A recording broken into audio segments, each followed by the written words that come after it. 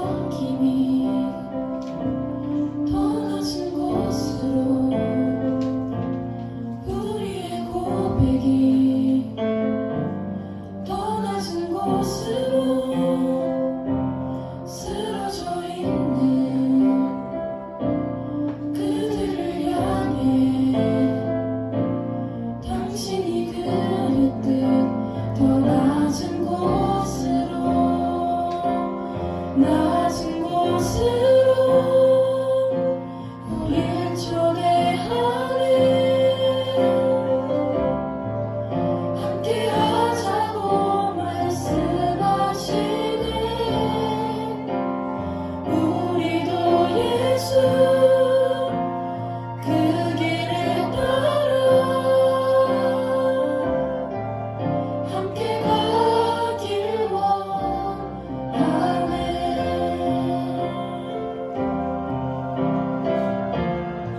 우리의 목소리로 다시 한번 찬양하겠습니다. 우리의 섬김 낮은 곳.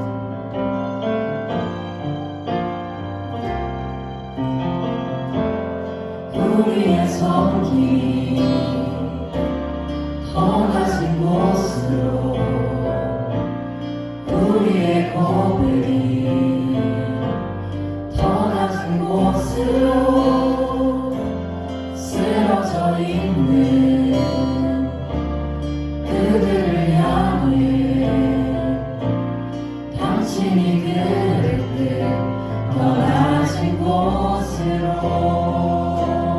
낮은 곳으로 우릴 초대하네. 함께 하자고 말씀하시네. 우리도 예수 그 길을 따라 함께 가길 원하네. 주님이 우리와 함께 하시네. 십자가 피 흘린 예수의 손으로 모든 아픔을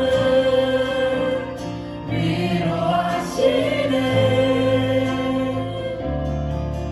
우리에게 보여주셨네. 주님이 우리와 함께 하시네. 십자가 피 흘린 예수의 손으로 모든 아픔을 위로하시네. 우리에게 보여주셨네. 우리의 목소리로만 주님이 우리와 함께 하시네. 십자가 피 흘린 예수의 손으로 모든 아픔을 위로하시네. 우리에게 보여주셨네.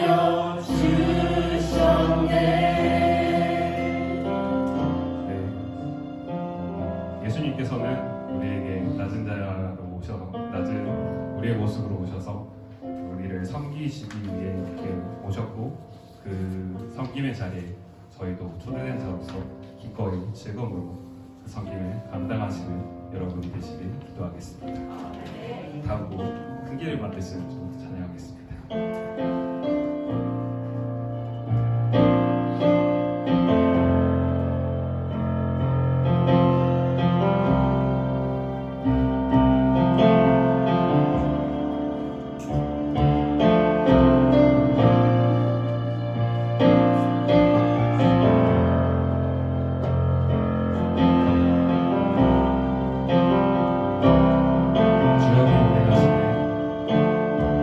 주여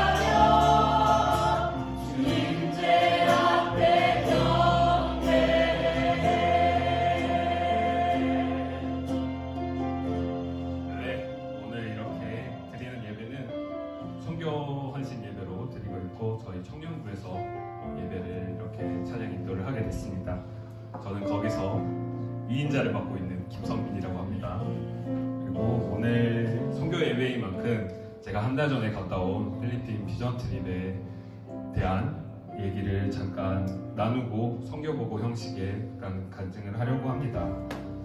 사진 띄워주실래요? 여기 첫 번째 사진은 필리핀의 하늘인데, 여기 저희 지체들이 필리핀에 자주 가는 이유가 물론 선교하는 것도 있겠지만 하늘 맛집이라 그래서 이제 필리핀 하늘이 유독 예뻐서 가는 사람들이 많다고 합니다. 그래서 이 하늘이 한국에서는 보기 힘들다고 하는데, 저는 개인적으로 논산에서 많이 봐가지고 별로 감흥 없긴 한데, 좀 자매분들은 하늘 보고 사진 많이 찍으시길래 이렇게 준비해봤습니다. 다음 장 보여주시죠. 여기는 이은태 선교사님, 이제 묻히신 것이신데, 필리핀에서 선교사로 사역하시다가 이제 하나님의 부르심을 받고 이렇게 묻히셨는데, 저희 비전 트립 첫날 일정이 이은태 선교사님 묘지에 가는 거예요. 이건 모든 DSM 팀 모든 팀이 다 이 일정을 감당하는데, 그 이유는 이은태 선교사님이 이렇게 사명을 갖고 이렇게 헌신하셨다는 것에 대한 저희도 사명감을 갖기 위해서 이렇게 예배를 처음 이은태 선교사님 묘지 앞에서 드렸고요. 다음 장 넘겨주세요. 이건 형제들 사역한 건데, 맨 위에 왼쪽에 보면은 그 길을 개간을 했어요. 돌도 다 부수고 흙도 다 걸어엎어서, 거기 군대에서는 나라시라고 부르는데 이제 평탄화 작업도 해주고 옆에 수로도 파가지고 이제 오른쪽 맨 위에 보면은 시멘트를 다 발라가지고 거기를 오르막길로 만들어 놓는 작업을 4일 동안 형제들이 감당하고, 또 무거운 큰 나무 같은 거 그런 것들을 옮기고, 그리고 아래 작은 아이들은 저의 목자님이신 차원 간사님 자제분들 주한이 주호가 삽들고 있는 사진을 참가했습니다. 다음 장 넘겨주세요. 자매들은 이제 거기가 신학대가 있어요. 신학대가 있어서 신학대 도서관과, 그리고 이제 센터 팀들이 오면은 무거워야 될 이불 같은 걸 빨고, 그리고 잔 나무 같은 거를 옮기는 작업과, 사진은 없는데 김장도 한 100폭이 넘게를 했습니다. 다음 장 넘겨주세요. 이제 팀 사역이라 그래서 공연 같은 걸 했는데, 필리핀어로는 빨라바스라 그래요. 그래서 빨라바스를 했는데, 저희 수천 지구는 태권무, 그리고 난타, CCD, 그리고 스킷, 제의자를 했습니다. 저는 여기 사진에 작아서 안 보이시겠지만 여기 스킷에서 주정뱅이 역할로 수련을 했고요. 다음 넘겨주세요. 이제 빨라바스 중에 모인 사람들인데 작아서 안 보이시겠지만, 첫 팀 사역할 때는 150명이 모였고, 그 다음 사역 때는 200명이 모여서 이제 그 공연을 같이 보고 이렇게 같이 사진을 찍고 같이 기도하는 사진을 하나 첨가했는데, 여기는 이제 박유아 선교사가 있는 얼굴 익숙한 얼굴을 하나 첨가했고요. 옆에는 간사님 아들인 주호 군을 첨가했습니다. 다음 장 넘겨주세요. 이제 필리핀에 있는 대학교 중에 하나를 가서 이렇게 저희 DSM 동아리가 있는 동아리방에서 이렇게 예배를 드렸는데, 이제 파스터라고 해서 전도사, 신학대를 다니는 전도사가 이제 전도사님이 예배를 해주시고, 그 후에 이제 나눔하고 같이 사진 찍은 것을 첨부했습니다. 마지막 장 넘겨주세요. 이렇게, 그리고 저희도 전도를 나가서 이제 길가에서 주위 사람들 있으면은 우리가 이런 공연도 있고 하는데, 저희가 섬기고 있는 교회에 이제 이번 주에 예배가 있으니 예배도 참석해 주라고 하면서, 이제 길가에서와 이제 가정도, 이제 거기는 길가에 서 있는 거를 약간 좀 실례라고 여겨서 집으로 불러들어서 같이 얘기하는 그런 문화가 있어서, 몇몇 팀은 이제 집 안에 들어가서 전도를 하는 모습을 첨가했습니다. 그 형제들 사역하는 그 사진 띄워주실래요? 길을 만드는. 네. 오늘 찬양 콘티의 주제는 길을 만드시는 하나님입니다. 이렇게 사진으로 보이다시피 필리핀 형제들의 주 사역은 오르막을 만들고 길 측면에 수로를 만드는 것이었고 자매들은 청소와 김장을 하며 센터 살림을 보태는 것이었습니다. 열심히 이제 길을 만들고 평탄화 작업을 하면서 솔직히 기대했던 것 같습니다. 솔직히 우리의 이러한 행위들, 이런 약간 한국 사람들이 와서 우리를 위해서 이렇게까지 해주네 이런 모습들이 솔직히 보고 좀 감동받았으면 좋겠다, 좀 도전받았으면 좋겠다 이런 생각들이 있었던 것 같습니다. 그래서 정말 힘들었는데 보이기에 힘든 거 티 안 내려고 정말 노력도 많이 했고 쉴 틈 없이 일을 했는데 아까는 사진에서 보여드렸다시피 깝수대에서 이제 현지 파스터님이 설교를 하시는데 필리핀 사람들한테 필요한 것은 저희들의 섬김과 간증도 필요하겠지만 하나님의 복음이 가장 필요하다면서 이제 선교사로 온 저희에게 당신은 과연 복음을 전하고 있으니까 라는 설교를 해주셨는데 거기서 많이 뜨끔하고 많이 회개했던 것 같습니다.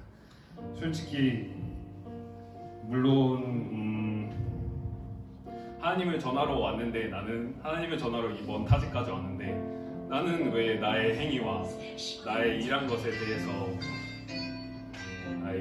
대해서 필리핀 사람들이 감동받았으면 좋겠고 그런 나의 행위만을 나의 열심만을 보여줬나라는 생각이 많이 들었습니다.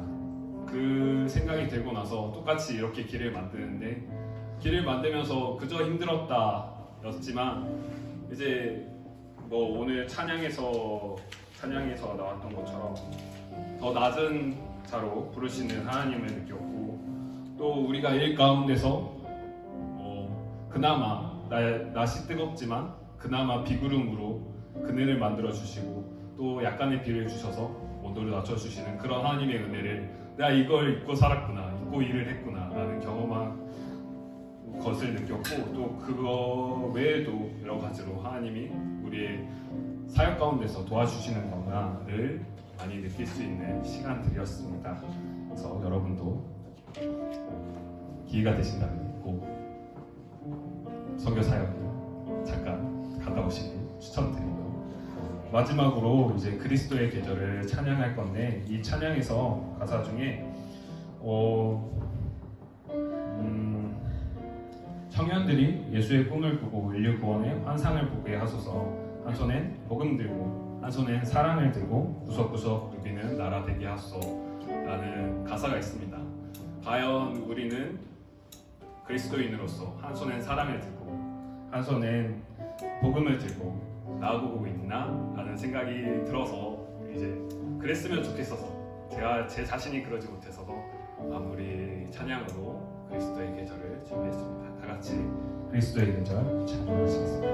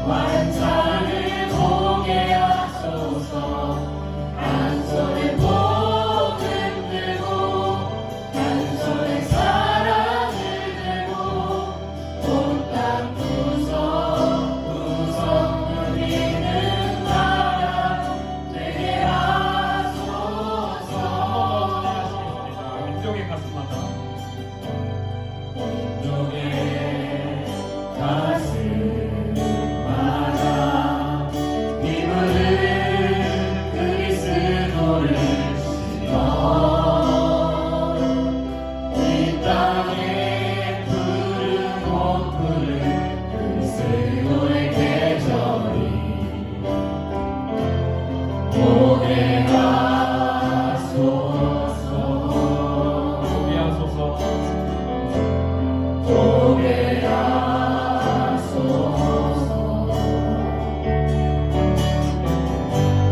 이 땅에 하나님의 나라가 이뤄지게 하옵소서.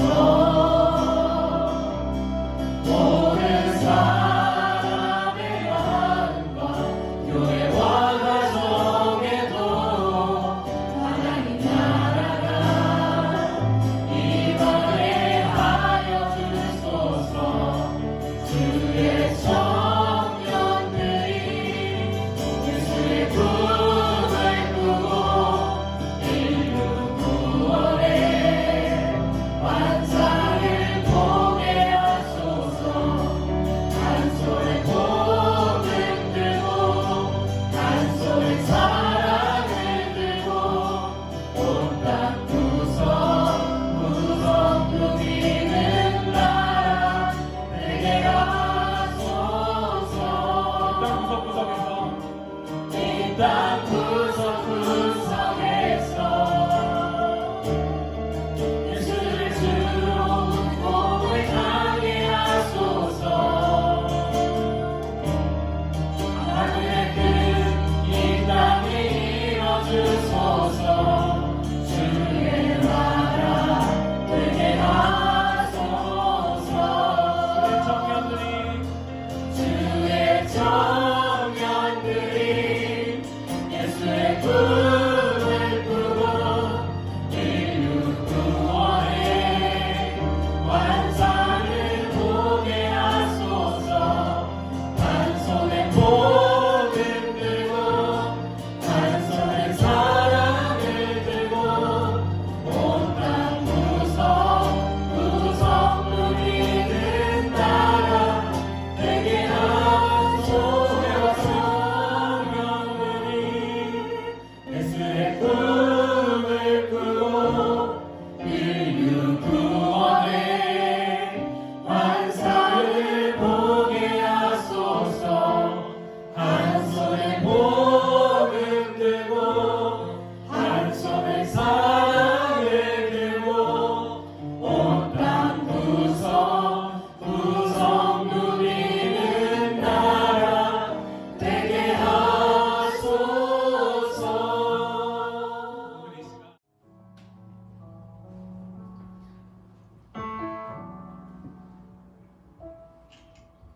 내게 유익하던 것을 다해로 여기네. 구주를 위하여 모두 다 버리네. 모든 것을 잃어버려도 나같지 않으면 예수를 아는 지식이 가장 고사람이라.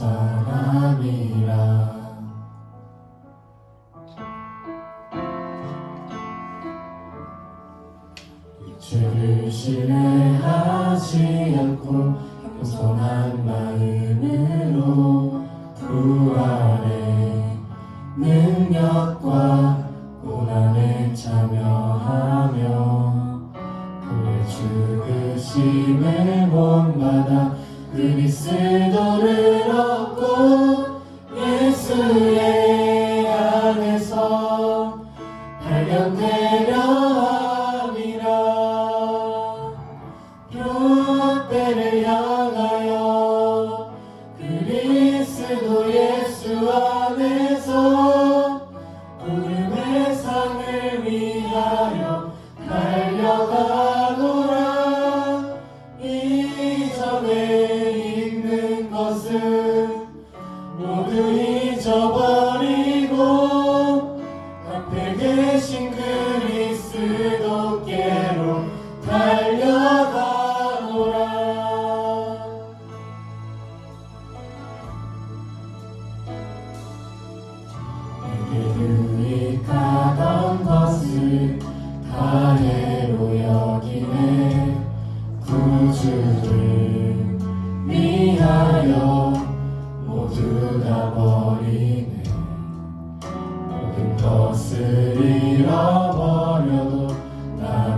없지 않음은 예수를 아는 지식이 가장 고상함이라. 육체를 신뢰하지 않고 겸손한 마음으로 부활의 능력과 고난을 참여하며 그의 죽으심을 본받아 그리스도를 얻고 예수의 안에서 발견되려 함이라. 롯데를 향하여 그리스도 예수 안에서 구름의 산을 위하여 달려가노라. 이전에 있는 것을 모두 잊어버리고 앞에 계신 그리스도께로 달려가노라. 롯데를 향하여 그리스도 예수 안에서 구름의 산을 위하여 달려가노라. 이전에 있는 것을 모두 잊어버리고 앞에 계신 그리스도께로 달려가노라. 율법에서 난 것이 아니 오직 그리스도를 믿는 믿음으로 난 것이라.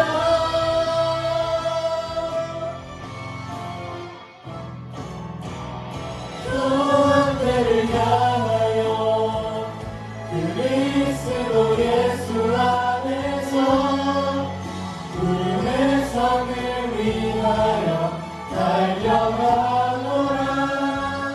이전에 있는 것을 모두 잊어버리고 앞에 계신 그리스도께로 달려가노라. 곁에를 향하여 그리스도 예수 안에서 구름의 산을 위하여 달려가노라.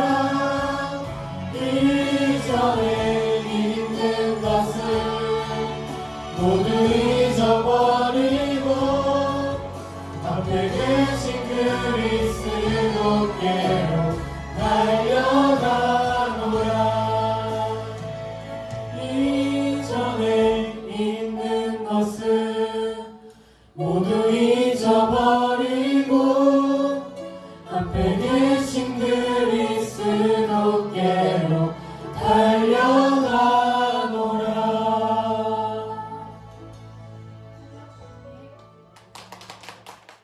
그러면 먼저 우리 서로 인사하겠습니다. 또 오랜만에 뵙는 분들 계시는데 서로 축복하면서 빛이 있으라, 빛이 있으라, 빛이 있으라. 예수 그리스도의 복음의 빛, 생명의 빛이 우리 심령에, 우리의 가정에, 우리 교회 안에 가득 비춰지기를 간절히 소망합니다. 우리가 교회 다니면서 아주 많이 들어본 이야기가 있죠. 바로 노아의 방주에 대한 이야기입니다. 이 이야기는 아마 교회에 다니지 않는 분들도 너무나 잘 알고 있는 그런 이야기일 거예요. 인류의 죄악이 가득 차고 넘쳐서 하나님께서 사람을 창조하셨음을 한탄하실 정도의 그런 악한 지경이 되었을 때에 하나님은 홍수로 이 땅을 심판하시기로 작정하셨죠. 이때 하나님은 의로운 사람 노아를 부르셔서 홍수 심판 중에서도 그래도 하나님을 믿는 하나님의 사람들을 구원하려고 그렇게 애를 쓰셨습니다. 그리고 노아에게 방주를 지으라고 명령하셨죠. 이때 노아는 이 방주를 지을 때에 몇 년간에 걸쳐서 이 방주를 지었다고 알고 계시나요? 아마 대부분 120년 동안 방주를 지었다고 들었고 또 그렇게 믿고 계실 것입니다. 저도 처음 이 노아 방주에 대한 말씀을 들었을 때에 120년 동안이나 노아가 방주를 지었구나, 이 말씀을 들을 때 너무 감동이 됐어요. 야, 그렇게 길고 긴 그 시간을 그렇게 인내하면서 하나님의 말씀을 따라 순종했구나. 참 마음에 큰 감동을 받고 은혜를 받았습니다. 근데 말입니다, 과연 노아가 120년 동안 방주를 지었을까요? 많이 듣기는 들었죠. 노아가 방주를 120년 동안 지었다는 말씀은 전혀 기록되어 있지 않습니다. 아마 노아가 방주를 120년 동안 지었다고 생각하게 하는 말씀은 있어요. 아마 그 말씀이 이 말씀인 것 같은데요. 창세기 6장 3절입니다. 여호와께서 이르시되 나의 영이 영원히 사람과 함께 하지 아니하리니 이는 그들이 육신이 됨이라. 그러나 그들의 날은 120년이 되리라 하시니라. 하나님께서 직접 말씀하신 말씀이죠. 사람들이 죄를 짓고 이 세상에 지약이 간영했을 때에 하나님께서 이렇게 말씀하셨어요. 나의 영이 영원히 사람과 함께하지 아니하리니 이는 그들이 육신의 몸이 됨이라. 그러나 그들의 날은 120년이 되리라. 그렇게 말씀하셨다는 거죠. 이 말씀에 대한 해석 또한 여러 가지가 있죠. 사람들이 이제 범죄하여서 사람의 수명이 그동안에는 900살 넘게도 살았는데 이제 120년까지만 살게 되었다라고 이렇게 인간 수명을 제한하신다는 그 말씀이다 라고 이렇게 말씀하시는 분도 계시고, 또 홍수 심판이 120년 뒤에 일어나게 될 것이다, 미리 말씀해 주신 것이다, 이렇게 주장하신 분도 계시죠. 저희 생각은 하나님께서 홍수 심판을 그렇게 생각하시고 이 창세기 6장 3절 이후의 말씀에 이제 그 하나님께서 본격적으로 노아를 부르시고 홍수 심판을 하신 걸 보게 되면 후자의 그 주장이 맞는 것 같아요. 앞으로 홍수 심판이 120년 뒤에 있을 것이다, 그렇게 말씀하셨다는 것이죠. 어찌됐든 중요한 것은 이 말씀이 120년이 되리라, 이 하신 말씀이 노아에게 하신 말씀이 아니라는 거죠. 그 이후에 보면 이제 노아에게 하나님께서 직접 하신 말씀이 있어요. 6장 13절 이후에 하나님께서 직접 노아에게 나타나셔서 말씀하시는데, 여기서 우리가 눈여겨봐야 할 말씀은 창세기 6장 18절 말씀입니다. 그러나 너와는 내가 내 언약을 세우리니 너는 내 아들들과 내 아내와 내 며느리들과 함께 그 방주로 들어가고. 하나님께서 의로운 사람 노아를 부르시고 이제 너와 언약을 세우겠다. 그러니 너는 내 아들들과 내 아내와 내 며느리들과 함께 이제 그 방주로 들어가라. 이제 방주를 지으라고 명령을 하셨다는 거예요. 그러면 지금 이때는 어느 때입니까? 지금 노아가 아들들을 낳고 결혼을 시킨 후라는 것을 알게 되죠. 너는 내 아들들과 내 아내와 내 며느리들과 함께 그 방주로 들어가라. 그렇게 하나님께서 말씀하셨기 때문입니다. 그렇다면 노아가 이 아들들 셈과 함과 야벳을 낳은 그 나이는 몇 살일까요? 성경을 보면 500세 된 후에 아들들을 낳았다, 그렇게 기록하고 있죠. 그리고 하나님께서 홍수 심판을 하신 때는 또 언제냐? 노아가 600세 되던 때예요. 그러니 벌써 어떻게 됩니까? 120년 동안 노아가 방주를 지었다는 것은 잘못됐다는 것이 금방 밝혀지게 되죠. 그리고 아들을 낳았어요. 그러면 아들을 낳으면 곧바로 결혼시킵니까? 장성해야 되잖아요. 최소한 좀 나이가 먹어야, 요즘 같으면 한 30살, 좀 늦게 가신 분들은 40살도 가신 분도 계시지만, 그래서 그 당시에 보게 되면 이제 그 족보를 보게 되면 그 65세 때에 그 첫 아들을 낳는 분들이 많이 나오죠. 그리고 그 아브라함의 아들 이삭은 40세 결혼을 했죠. 그리고 또 이삭의 아들 에서도 40세에 결혼했어요. 그러니까 대충 40세에 결혼을 했다 쳐도 어떻습니까? 노아가 아들 낳고 아들들을 결혼시키고 며느리들을 맞이한 후에 이제 하나님께서 방주를 지어라 그렇게 말씀하셨으니까 최대로 생각해도 60년 이상은 그 방주를 짓는 기간이 될 수가 없다는 거죠. 그러니 노아가 방주를 지은 기간은 최대 50년에서 60년 정도 걸렸다라고 성경 기록에 의해서 우리가 알 수 있게 되는 것입니다. 그리고 또 한 가지, 그렇다면 과연 노아는 어디에서 방주를 지었을까요? 우리는 어떻게 알고 있습니까? 노아가 어디에서 방주를 지었습니까? 네, 산 위에서 방주를 지었다. 우리가 그렇게 들었고 그렇게 믿고 있습니다. 보통 배를 건조하려면 어떻습니까? 바닷가나 강가에 배를 지어야 되죠. 근데 노아는 저 높은 산 위에서 배를 짓고 있으니 어때요? 사람들이 조롱하고 모욕하고 그렇게 핍박받았다, 그런 이야기를 아마 들으신 적 있으실 거예요. 그러한 조롱과 핍박에도 노아는 하나님의 말씀을 믿고 무려 120년 동안이나 방주를 지었더니 결국에는 구원을 받았다. 그런 말씀을 듣고 그런 설교를 듣고 감동을 받은 적 있으실 것입니다. 저도 마찬가지입니다. 그런데 성경에는 그 어디에도 노아가 산에서, 높은 산에서 방주를 지었다는 기록이 없어요. 그래서 오늘 집에 가시면 이 창세기 6장 말씀을 한번 자세히 봐보세요. 있는지 없는지. 그런데 한 가지 근거가 있긴 있는데, 하나님께서 이 방주를 지으라 하실 때에 무슨 나무로 지어라 말씀하셨냐면 고페르 나무라는 그것을 사용해서 방주를 지어라 하셨어요. 이 고페르 나무가 알아보니 그 고산지대, 높은 산에서 이렇게 자라는 나무라고 해요. 그래서 아마 이 고페르 나무가 높은 산에서 서식하고 있는 나무니까 이 노아가 그 고페르 나무가 있는 곳에서 나무를 베다가 바로 그곳에서 방주를 지었다, 그렇게 말할 수 있는 것이죠. 그런데 이러한 모든 것은 성경에 근거한 말씀이 아니죠.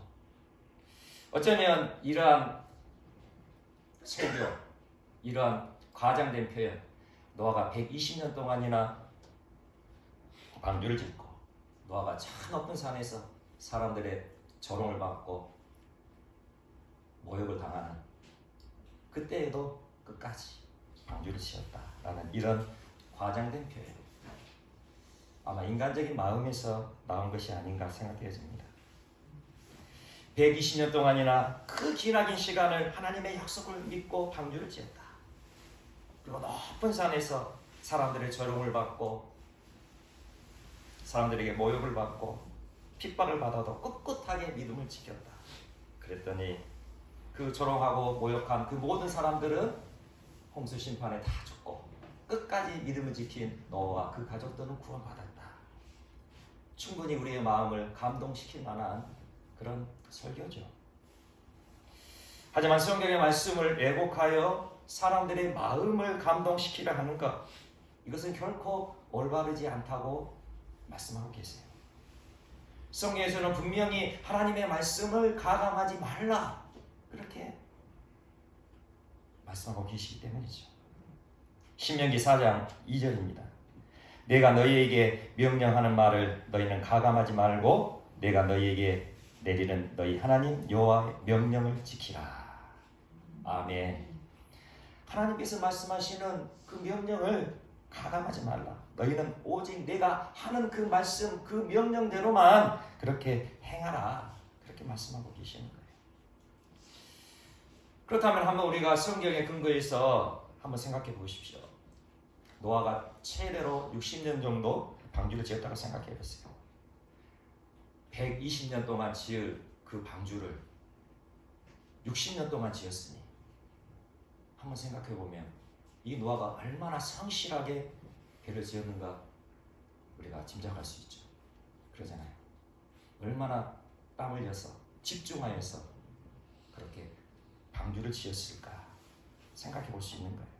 그리고 노아가 높은 산이 아니라 마을 근처 강가에 방주를 지어야 사람들의 모욕을 받을 수도 있고 조롱을 받을 수도 있고 핍박을 받을 수 있는 것 아니겠습니까? 만약 높은 산에서 홀로 방주를 짓고 있다면 이 노아가 매일같이 산에 올라가는데 이 노아가 가서 방주를 짓고 있는지 아니면 산에 가서 놀다 오는지 사람들이 어떻게 알겠습니까? 성경에 보면은 노아가 하나님의 의를 선포하였다 그렇게 말씀하고 있어요. 의를 선포한 노아. 그리고 이 노아가 이 하나님의 이 언약의 말씀, 이제 홍수 심판이 내릴 것이니 방주를 만들어라 하는 그 약속의 말씀을 분명히 믿고 그 하나님의 명령을 주위에 있는 사람들, 만나는 사람들마다 그렇게 선포했을 것이라는 것이죠. 그러니 이렇게 하나님의 의, 하나님의 그 명령을 선포했던 노아라면 높은 산에서 방주를 짓는 것이 아니라 사람들이 많이 다니는, 사람들이 다 볼 수 있는 마을 근처 거기에다 방주를 짓는 것이 더 옳은 것 아닐까요? 하나님의 의를 선포하는 거와 높은 산에 가서 사람들 보지 않는 곳에 숨어서 방주를 짓는 것보다 사람들이 다 보는 곳에서, 아니 이렇게 해가 쨍쨍 지고 비올 그럴 기미가 안 보이고 게다가 저렇게 큰 축구장보다 더 넓은 더 긴 그런 방주를 짓고 있다고 하니 사람들마다 그 모습을 보고 아이고 미쳤다 미쳤어 그렇지 않겠습니까? 그 높은 산에서 곧바로 그곳에 방주를 짓는 것이 아니라 그 높은 산에서 그 나무를 한 짐 한 짐 짊어다가 그 아래로 내려와 하나님의 의를 선포하려고 그렇게 있었다. 그 노아의 모습, 그 믿음의 모습, 그 모습이 오히려 우리들에게 더 큰 감동을 주지 않을까요?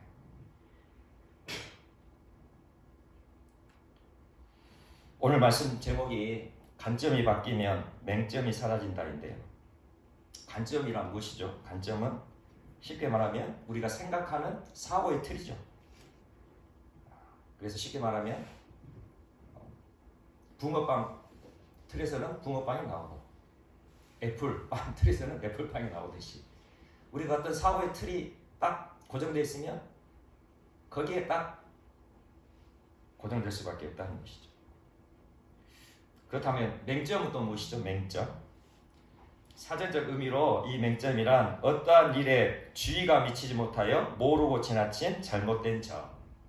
그러니까 우리가 주의 깊게 살피지 못하고 집중하지 못해서 생기는 잘못된 일들, 잘못된 점들, 바로 이것이 맹점이라는 거예요. 다른 말로는 우리가 아주 당연한 것으로 생각하여 그냥 지나쳐 버리게 되므로 생겨나는 잘못된 것들, 바로 이것이 맹점이라는 것이죠. 우리가 그저 한번 듣고는 노아가 120년 동안 방주를 지었구나, 어떻게 그 오랜 시간 동안 인내하며 방주를 지었을까 생각하며 지나쳐 버린 것이 바로 맹점이라는 거죠. 노아는 저 높은 산에서 방주를 지을 정도로 믿음이 대단한 사람이구나 감동받으며 지나쳐 버린 것이 바로 우리의 맹점이라는 거예요. 우리 안에 이 맹점들은 때로는 우리의 삶 속에 실수를 유발시키죠. 간단한 실수야 해프닝으로 넘어갈 수 있겠지만 내 안에 있는 맹점이 나의 인생을 결정하는 그 결정적인 기준이 되어버린다면 어떻겠습니까? 게다가 내 안에 있는 이 맹점이 내 현재 인생이 아니라 나의 영원한 생명을 천국에 갈 것인지 지옥에 갈 것인지 그것을 결정하는 기준이 되어버린다면 어떻게 되겠습니까? 우리 안에 있는 맹점을 우리가 발견하고 그 맹점을 끊어내야 되는 것이죠. 하나님의 말씀을 그대로 보지 못하고 내 관점으로 보면서 나에게 유리한 쪽으로 해석하려는 관점, 바로 이것이 우리 신앙의 우리 믿음의 맹점이 되어버린다는 사실을 우리는 알아야 된다는 거예요. 하나님의 말씀을 전하면서 감동스럽게 은혜스럽게 전하는 것 중요하죠. 그래서 감동받고 은혜 받아야 더 하나님을 찾고 하나님을 의지하고 하나님께 영광 돌릴 수 있겠죠. 그러나 이것은 인간의 생각이라는 것이죠. 하나님께서는 나의 말을 가감하지 말라. 성경에서 말씀하시는 그대로만 전하라. 그렇게 말씀하고 계시는 거예요. 그리고 요한계시록에서는 심지어 어떻게 말씀하시냐면 하나님의 말씀, 예언의 말씀을 더하거나 빼는 사람은 영원한 지옥 불못에 떨어질 것이다까지 그렇게 말씀하고 있는 거예요. 그러니 우리는 하나님의 말씀을 내 관점이 아니라 하나님의 관점, 하나님 나라 관점, 그 관점에서 읽고 묵상하고 적용해야 하는 것이죠. 저는 청년 때에 또 이런 말씀도 들었어요. 이스라엘 민족이 애굽에서 노예 생활을 하다가 이제 탈출하여서 구원받았잖아요. 그래가지고 광야에서 40년 동안 그렇게 어려운 생활을 하다가 마침내 요단강을 건너서 가나안 땅에 들어갔던 그 말씀을 통하여 이 모든 출애굽의 과정이 우리 믿음의 여정과 똑같다. 그렇게 말씀하는 것을 들었어요. 아마 이것도 교회에 오래 다니신 분이라면 한 번쯤은 들어보셨을 거예요. 이스라엘 민족의 그 출애굽 여정이 우리 신앙의 여정과 같은 것이다. 애굽에서 종살이 하던 이스라엘 민족이 애굽에서 탈출하게 된 것, 우리의 믿음과 어떤 관계가 있는 것이죠. 우리도 죄악 세상에서 탈출하여 이제는 하나님 안으로 그렇게 들어가려고 지금 하나님께로 나와 있는 우리들이잖아요. 예수님의 보혈로 죄에 종살이하던 우리들이 이제 죄에서 노임받고 자유케 되어진 것, 바로 이것이 애굽 노예에서 탈출한 이스라엘 민족의 모습과 같은 것이죠. 그리고 이스라엘 민족은 이제 애굽에서 나와서 이제 가나안 땅으로 가야 되는데 그 중간에 어떤 일들이 벌어집니까? 끊임없이 하나님을 원망하죠. 모세를 원망했지만 결국에는 그 모세를 이끄시는 하나님을 원망하고 불평했던 거예요. 바로 그 원망 불평함으로 인하여서 광야에서 40년 동안 그렇게 헤매는 그런 삶을 살아가게 됩니다. 바로 이 광야에서의 삶, 우리가 예수님을 믿었지만 예수님을 믿고 난 후에 믿음의 연단 과정이 있다.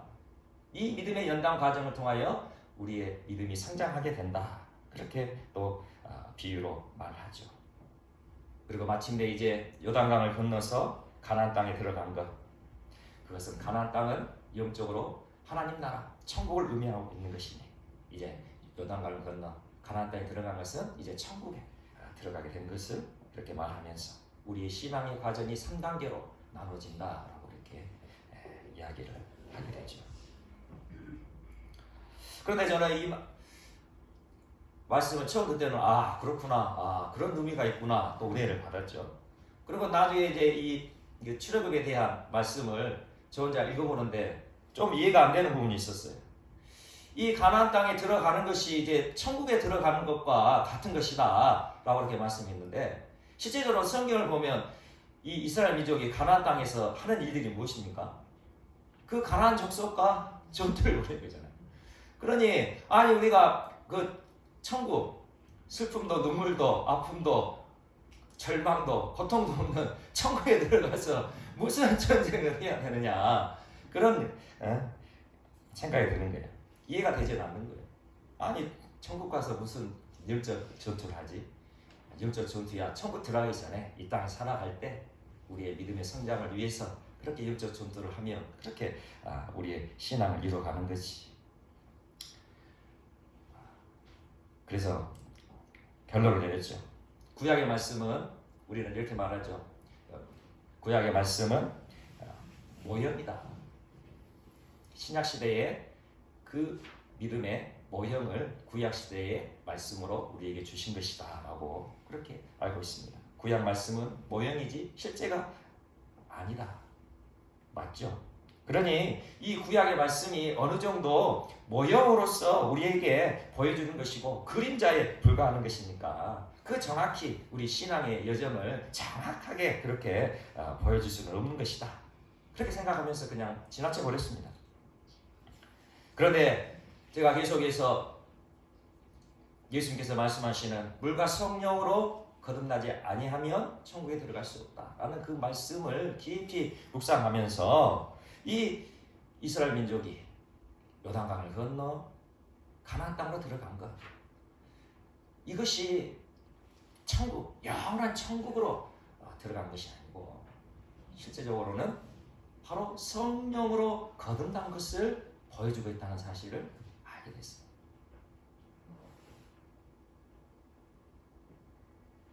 한번 우리 이 본문 말씀 한번 보겠습니다.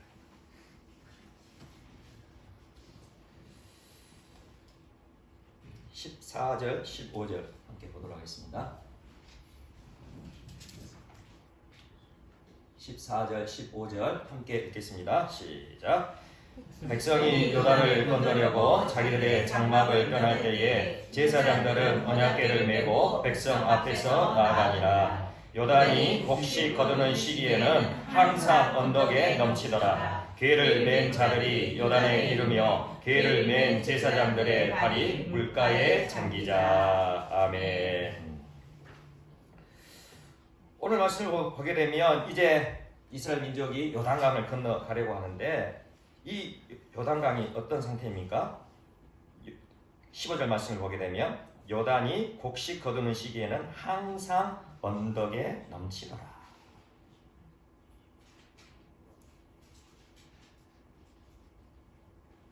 그 강이 범람할 정도로 그렇게 창이라고 감히 사람이 넘을 수 없도록 그렇게 물이 가득 채워져 있는 상태.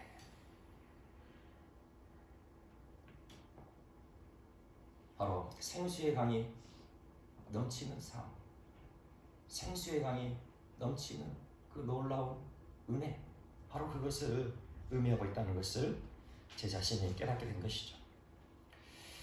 요한복음 7장 37절입니다. 명절 끝날 곧 큰 날에 예수께서 서서 외쳐 이르시되 누구든지 목마르거든 내게로 와서 마시라. 나를 믿는 자는 성경의 이름과 같이 그 배에서 생수의 강이 흘러 나오리라 하시니 이는 그를 믿는 자들이 받을 성령을 가리켜 말씀하신 것이라. 아멘. 요단이 곡식 거두는 시기에는 항상 언덕에 넘치더라. 그 배에서 생수의 강이 흘러나오리라.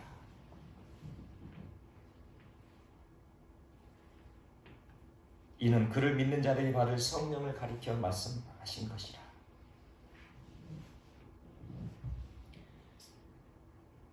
이스라엘 민족이 예수를 하나님을 의지하여서 하나님의 그 은혜 가운데 애굽을 탈출하고 그리고 온망 불평함으로 광야에서 40년 동안 헤매고 마침내 그 요단강을 건너게 된 것, 바로 예수님께서 말씀하신 성령 충만함으로 거듭난 그 놀라운 사건을 지금 여기에서 우리에게 가르쳐주고 계신 거예요. 그러니 이 요단강을 건너면 천국 가는 것이라, 그것이 어떤 부분은 맞는 말이기도 하죠. 그러나 좀 더 구체적으로 말하면 성령 충만함으로 거듭나야 천국으로 들어간다. 그것을 우리에게 분명히 말씀해 주고 계신다는 거예요. 어떤 사람들은 교회에 잘 나오면 구원받고 천국 간다 그렇게 생각하는 사람도 있습니다. 어떤 사람은 방언을 받으면 구원받고 천국 간다 그렇게 말하는 사람도 있죠. 어떤 사람은 예수님을 믿고 예수님을 나의 구주와 주님으로 영접하기만 하면 구원받고 천국 간다 그렇게 말하는 분들도 계세요. 그러나 분명한 것은 우리 주 예수 그리스도께서 우리에게 말씀하시는 것은 물과 성령으로 거듭나지 아니하면 결코 천국에 들어갈 수 없다. 그렇게 말씀하고 계십니다. 이 말씀을 가감하는 자는 결코 천국에 들어갈 수 없고 지옥 불못에 떨어지게 될 것입니다.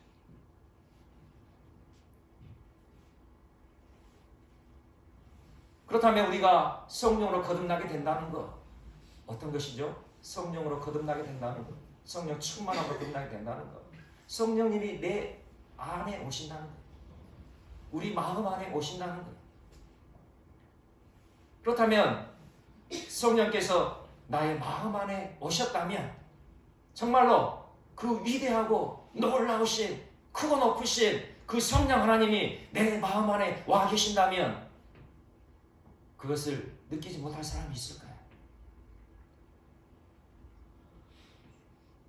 하나를 생각하면서 그 놀랍고 위대하신 성령 하나님이 내 안에 와 계시는데 전혀 성령님께서 내 안에 오신 것을 느끼지 못하고 내 마음대로 살아갈 수 있겠습니까?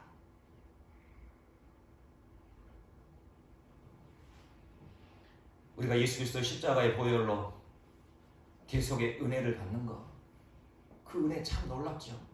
그 은혜를 깨닫는 것도 참으로 놀라운 은혜예요. 아, 예수님께서 나를 위해 십자가 피를 주셨구나. 나의 죄가 이제 깨끗해졌구나. 이제는 예수 그리스도 안에서 내가 죄에서 해방되었구나. 그래서 이제는 내가 예수님만을 위하여, 하나님의 영광만을 위하여 살아가리라.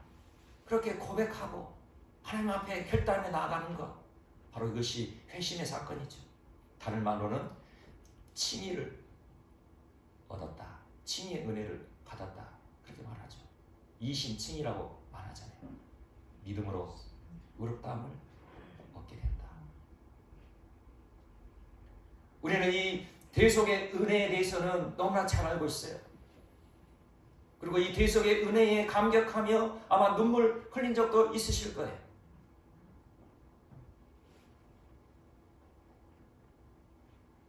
그리고는 내가 구원받고 천국 갈 수 있다 생각하시면 안 된다는 거죠. 이 단순한 대속의 은혜만으로는 천국에 들어갈 수 없다는 거예요.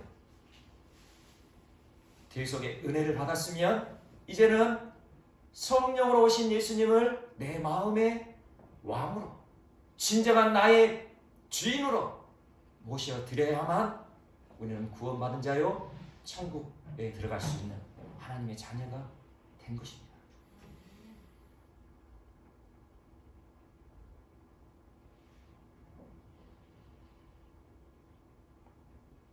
성령 충만으로 거듭난다는 것, 성령으로 오신 예수님과 함께 살아가는 거예요. 그저 우리 생각으로 아, 예수님 내 안에 와 계시니 그렇구나, 그렇게 느끼는 것이 아니고, 정말 성령 충만함으로 거듭난 사람은 성령으로 오신 예수님을 내 마음속에 모시고 예수님과 함께 살아가는 사람이라는 것이죠. 그래서 성경에서는 예수 그리스도로 옷 입으라 그렇게 말씀하잖아요. 여기에 옷 안 입고 계신 분 계신가요? 다 옷 입고 계시잖아요. 옷 입고 있으면 내가 옷 입고 있는지 안 입고 있는지 알아요, 몰라요? 알잖아요. 너무나도 편하고 좋은 옷 입고 계신 분들은 내가 옷을 입고 있는지 안 입고 있는지 벌거벗고 있는지 아마 의식하지 못하고 살 수도 있지만, 내 눈에 보면, 내 눈으로 보면 아, 내가 옷을 입고 있구나 늘 의식하고 늘 깨닫고 그렇게 살아갈 수밖에 없다는 것이죠. 성령 충만으로 거듭난 사람의 삶이 바로 그거예요. 내 안에 오신 성령님, 성령으로 오신 예수님, 그 예수님을 어찌 우리가 매 순간마다 의식하지 않고 살아갈 수 있냐는 것이죠.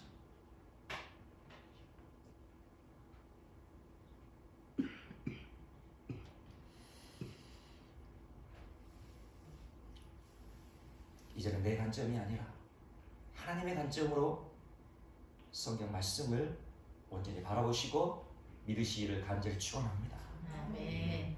그저 교회 잘 나와서 구원받고 천국 갔으면 저도 참 좋겠습니다. 방언 은사 받고 예언 은사 받고 신유 은사 받고 그렇게 성령의 은사 받아서 구원받고 천국 갔으면 정말 좋겠어요. 저도 방언의 은사를 받았거든요. 예수님 믿어요. 예수님 사랑해요. 예수님께서 나의 구주와 주님이 되어주세요. 예수님 내 마음에 와주세요. 그렇게 고백하는 것으로 구원받고 천국 갔으면 정말 땅을 치고 정말 춤추며 그렇게 살아가게 될 거예요. 그러나 성경에서는 그렇게 말씀하고 계시지 않아요.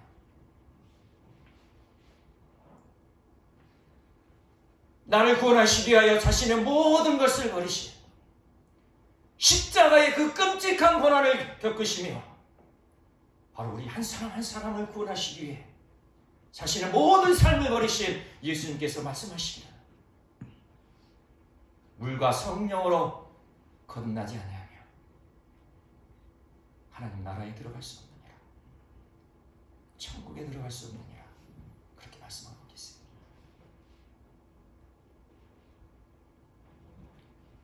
그러니 우리는 갈망해야 됩니다. 갈망해야 돼요. 예수님께서 지금 이 자리에 함께하고 계시고 성령께서 지금 이 자리에 함께 계시고 하나님께서 함께하고 계십니다. 삼일째 하나님, 성부 하나님, 성자 하나님, 성령 하나님, 그 하나님이 지금 이곳에 와 계신단 말입니다. 우리 한 사람 한 사람이 물과 성령으로 거듭나 생수의 강이 흘러넘치는 그 놀라운 삶을 살게 되기를 그렇게 원하고 계신다는 거죠.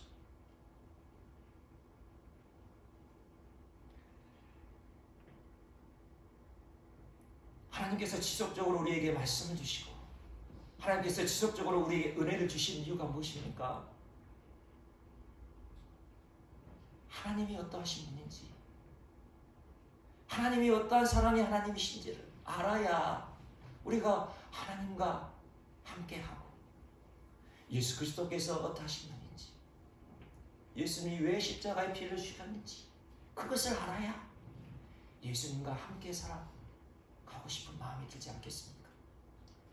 그래서 때로는 우리에게 은혜의 말씀도 주시고 책망의 말씀도 주시고 때로는 우리 삶 가운데 고난도 주시고 때로는 우리 삶 가운데 기쁨도 주시고 그러면서 나는 이런 하나님이야, 나는 이런 주님이야, 그것을 우리에게 알려주고 계시는 거예요. 그런데 우리는 그저 그 작은 은혜,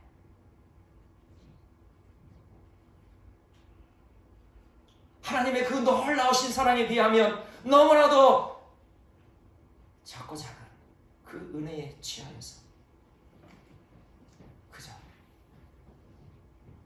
좀 잘 먹고 좀 즐기면서 좀 건강하게 우리 자녀들도 잘 되고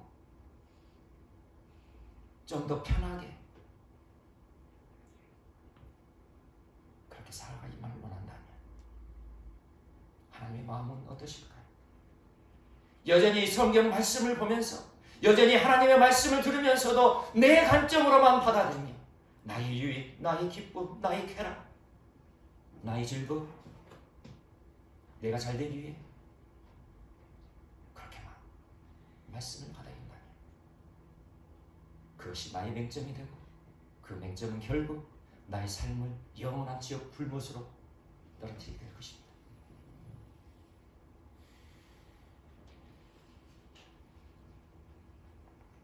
잠언 8장 17절에 이렇게 말씀합니다.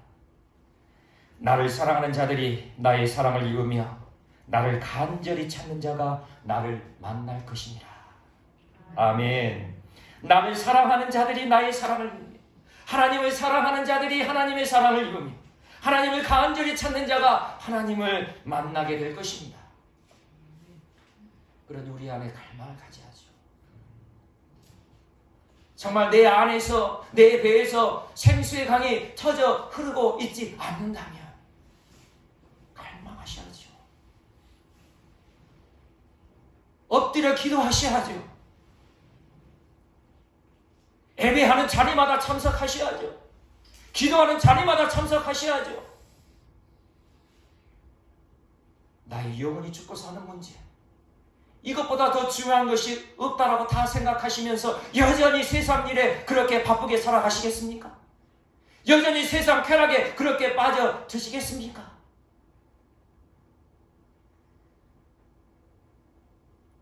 나를 사랑하는 자들이 나의 사랑을 이루며 나를 간절히 찾는 자가 나를 만날 것이니라. 이 놀라운 건강의 은혜를 받아 누리시는 우리 모두가 되시기를 간절히 축원합니다.